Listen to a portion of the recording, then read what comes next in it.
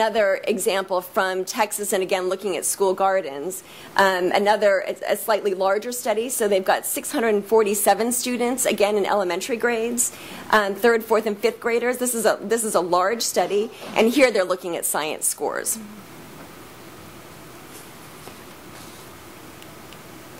Another area I'd like to mention that I think is incredibly important, and I've just mentioned the importance of interest. And this is something we're measuring right now with a grant from the Moore Foundation and working in conjunction with NatureBridge. And Jason, again, is here from NatureBridge today. But we're trying to get to this notion of student engagement, which in our work we're calling this a slippery concept. So the slippery concept of student engagement is operationalized in many different ways. So when we think about student engagement, we think about things like increased interest in school, increased interest in learning, which is something that's really challenging to not only to measure, but also challenging to see. I think, again, this gets back to the point of seeing kids' eyes light up. But how do you actually measure kids' eyes lighting up?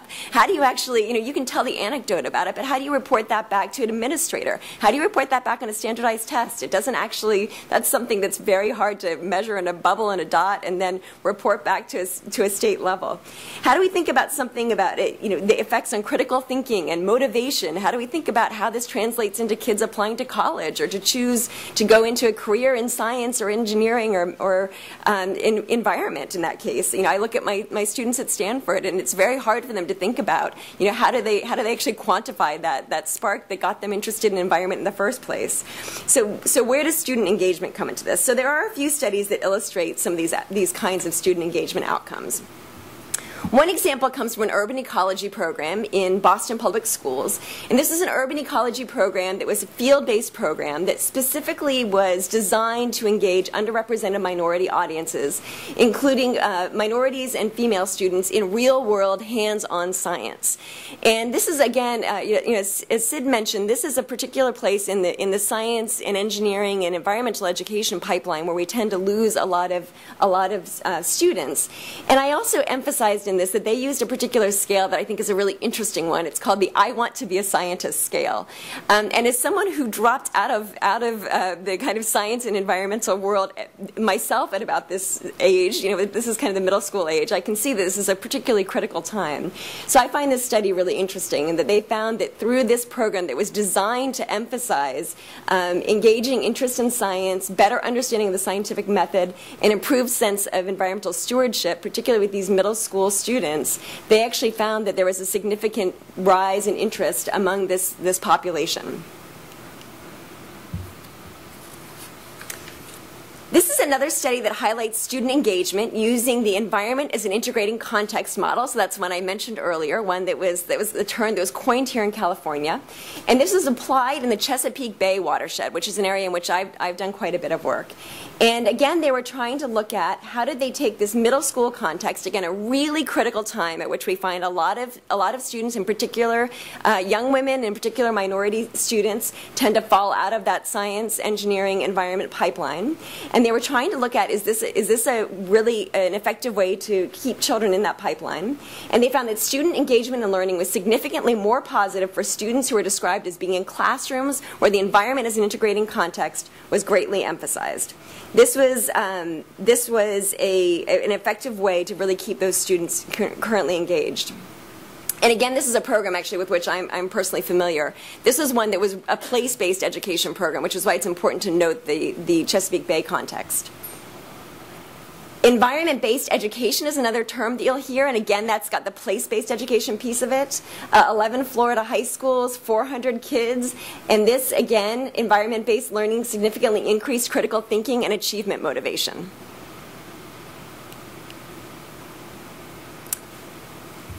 And this is looking at a program in Hawaii. I realize I am flying through some of these because I want to get to some of the later outcomes that might be of interest as well. This is looking at Hawaii. The finding here was that they were looking at critical thinking skills. Another interesting thing about this program is this is a culturally based program. So they're looking at critical thinking skills among students who participated in this program.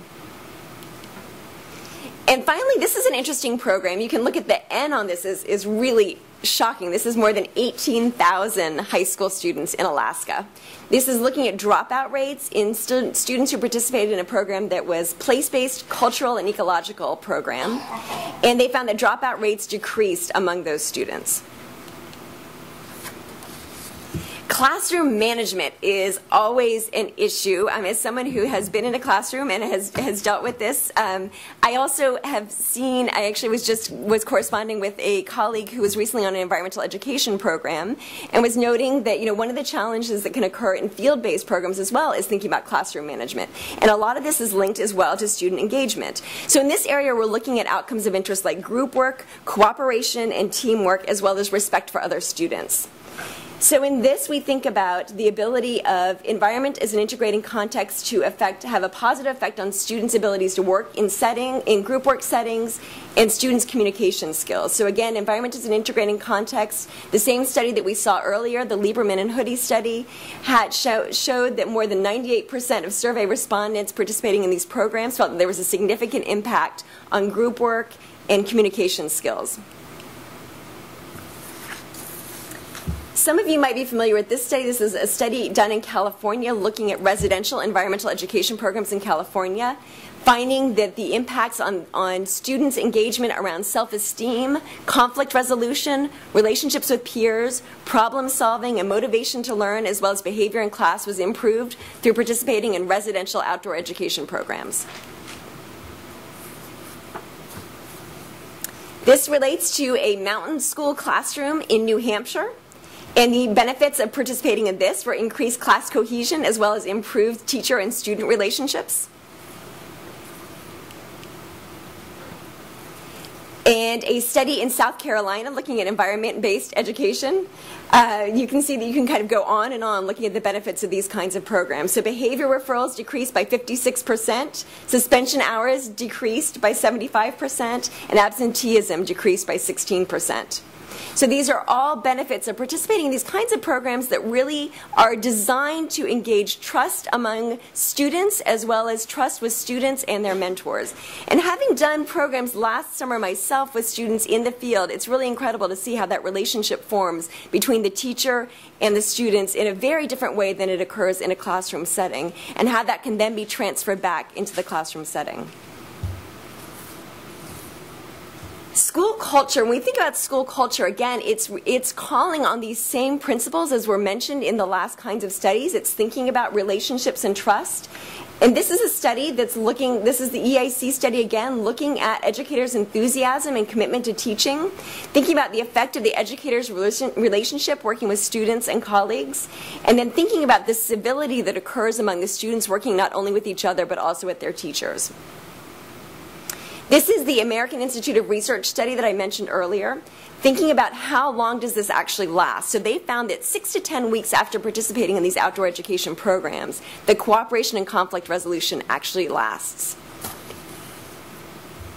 And the Mountain School program also found that increased class cohesion and improved teacher-student relationships also continues after participation in these kinds of programs.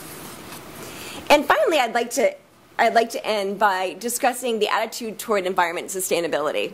I don't want to emphasize this too much with this group because I think part of the reason you're here is that you believe in the importance of attitudes toward environment and sustainability coming out of something like environmental education. I think this is the kind of thing this is the first thing that comes to mind when you think about environmental education. So I think this is kind of a natural outcome of these kinds of programs.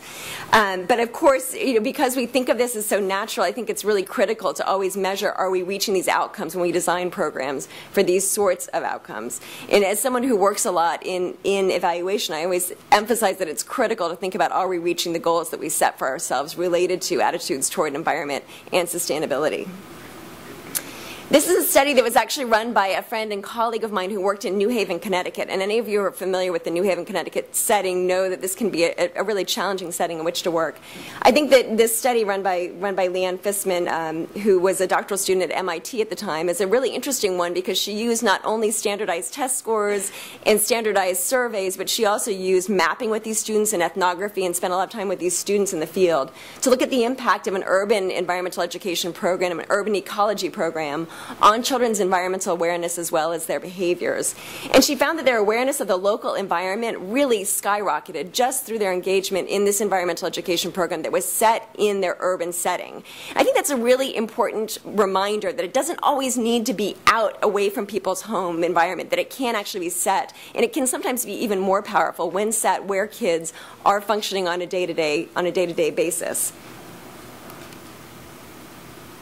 Again, this is an example of the same study earlier. The environment is an integrating context study in the Chesapeake Bay watershed. That had incredibly powerful outcomes related to their environmental knowledge, attitudes, and stewardship behaviors, and again, set deeply in their own home place. The Chesapeake Bay watershed is a really interesting one because it's got these really dense urban settings coupled with these incredible open spaces. And so this is the kind of place where you have the opportunity for kids to be able to experience open spaces and then draw that back to their own home environment.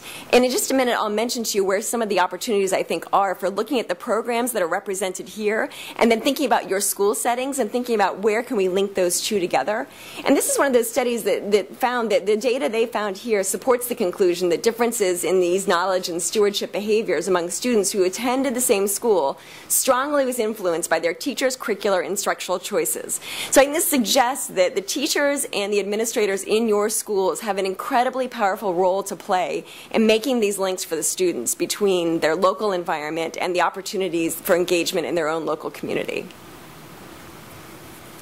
And finally, I'd like to end by suggesting that what happens in students' lives as young people has an incredibly powerful effect on what happens in their lives as adults.